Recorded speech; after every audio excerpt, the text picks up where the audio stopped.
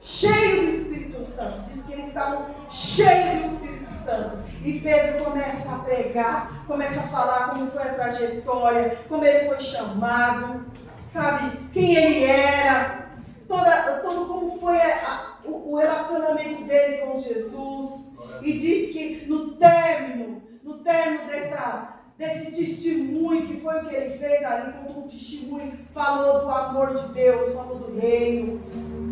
3.000 almas aceitaram Jesus. Aquele homem simples, pescador, que o máximo que poderia fazer era jogar numa rede, e nem peixe vinha direito, né? Nem peixe vinha direito. Ele teve uma experiência com Cristo, jogou a rede, veio inúmeros peixes. Olha, Jesus já ensinou ele, já ensinando ele os pequenos detalhes. Este homem agora, ele está ali pregando para uma multidão. 3.000 almas se rende a Jesus. E você ainda tem dúvida?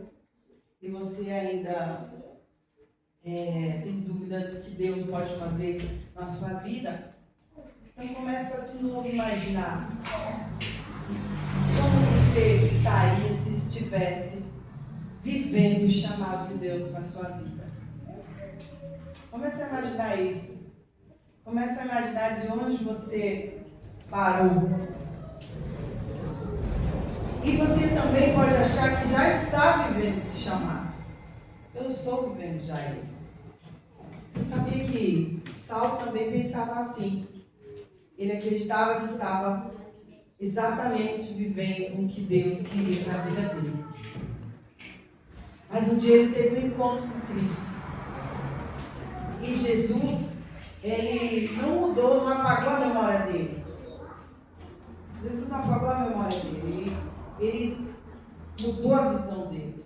Ele mudou o chamado dele. Ele colocou em Paulo o que ele queria para a vida dele. E aqui você veio assim. A partir de agora você vai fazer outra coisa. A partir de agora você vai trabalhar para o meu reino. O reino que você acreditava ser não era esse reino. Não era esse teu chamado. O chamado teu é esse. Paulo, ele abraça a causa. E ele sofre, né? Como Paulo sofre. Como ele é perseguido. Mas ele nunca mais retrocedeu. Ele nunca retrocedeu. Nunca retrocedeu. Escreveu cartas, né? Converteu, fundou igrejas, fundou inúmeras igrejas. E hoje nós temos praticamente o Novo Testamento, a maioria, né? Muitos dos livros aqui escritos por ele. Ele também acreditava que já estava fazendo a coisa certa, mas não era o que Cristo tinha sonhado para ele, não era o que Cristo tinha escrito para ele. Mas ele também respondeu um chamado. E através da vida deste homem, nós temos aí uma base, nós temos aí uma estrutura, nós temos aí uma igreja para a gente se seguir. Ele pode nos ensinar o que é ser uma igreja, né? Os fundamentos, a estrutura da igreja. Não foi através de uma multidão, foi através desse homem que se dispôs a fazer. Então nós temos aí o Pedro como exemplo, nós temos aí o Mateus como exemplo, nós temos aí o Tiago como exemplo, nós temos aí Judas também nos deu exemplo. Judas também nos deu exemplo. Porque Deus também tinha um chamado para a vida dele, um chamado lindo para a vida dele. Mas ele fez escolhas. Ele fez escolhas erradas. Né? Ele também teve um relacionamento com Cristo, mas ele não aprendeu nada do que ele foi ensinado. Ele acabou fazendo escolhas diferentes. Então, cabe a nós decidirmos escolher certo, responder certo ao chamado do Senhor. Então, vinde após mim, siga-me. Esse é o chamado que o Senhor tem na sua vida. ainda é o chamado que Ele tem para nossas vidas hoje. Como é hoje que nós estamos falando sobre isso, como é hoje que você está aqui, e o que seria, né? O que seria se você não estivesse aqui hoje, se você não tivesse ouvido essa palavra? Provavelmente, você, um dia ou uma outra oportunidade, o Senhor ia te chamar novamente, porque Ele não desiste de você. Pode passar anos e anos que Ele não vai desistir de você, porque Ele já sabe aonde você vai chegar. Ele já sabe disso. Então Ele vai insistir com você. Ele vai insistir, porque até você se conscientizar, até você querer, até você ser tocado por esse chamado e querer participar desse trajeto, dessa história linda que Ele preparou para você e para mim. Glória a Deus. E é lindo. Como é lindo. E como é lindo ver, né? E como é lindo ver isso na vida das pessoas. Como eu me alegro. Às vezes eu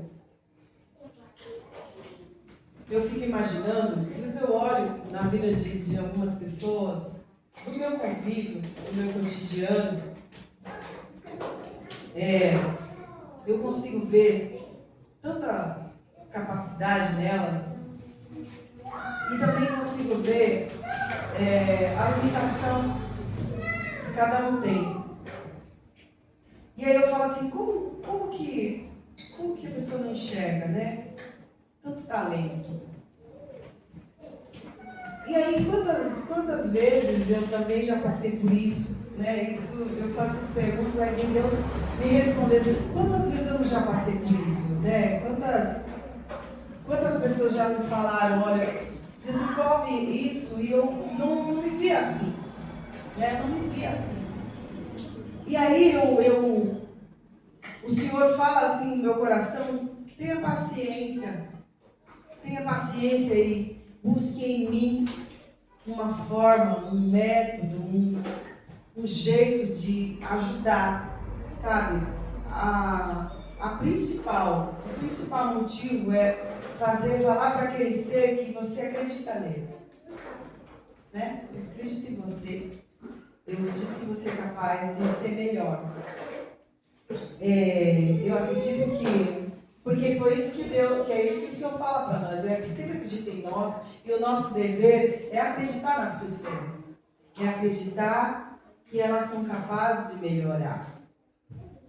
Então, eu acredito em você é capaz, porque existem pessoas que levaram uma vida, alguém sempre falando assim, você não é capaz, você é inútil, você não faz nada certo, porque eu já ouvi tanto isso e eu passei a acreditar nisso. Mas foi o Senhor que me libertou. Glória a Deus. E eu acho que a gente tem o dever de não repetir aquilo que nos paralisou. Nós temos o dever de encorajar as pessoas, nós temos o dever de dizer, olha, eu acredito em você, e assim como Jesus me libertou, Ele vai fazer o mesmo com você. Esse é o nosso dever, encorajar as pessoas, né? Dar a mão e dizer assim, ó, você vai sair dessa limitação. Porque Jesus quer que você saia dela e dá a mão para ela e ajuda essa pessoa a sair. Esse é o nosso dever. É acreditar nas pessoas. Quando você deixa de acreditar nas pessoas, você deixa de acreditar em Cristo. Existem pessoas que realmente nos encorajam a não crer mesmo, né? Nos encorajam a não crer mesmo. Mas esses os remanescentes, aqueles que responderam o chamado, aqueles que estão posicionados, aqueles que estendem a mão para você, dispostos a te ajudar. Ainda existem as pessoas, ainda existem esses cristãos, e ainda existe um Jesus que sempre vai estar ali, ó. Olha só como Ele vai estar. Ele vai estar dizendo assim, abraça-me, abraça-me, sempre te convidando para o abraço. Toda vez que você estiver angustiado, Ele quer te abraçar. Toda vez que você estiver com medo, Ele quer te abraçar. Porque um abraço tem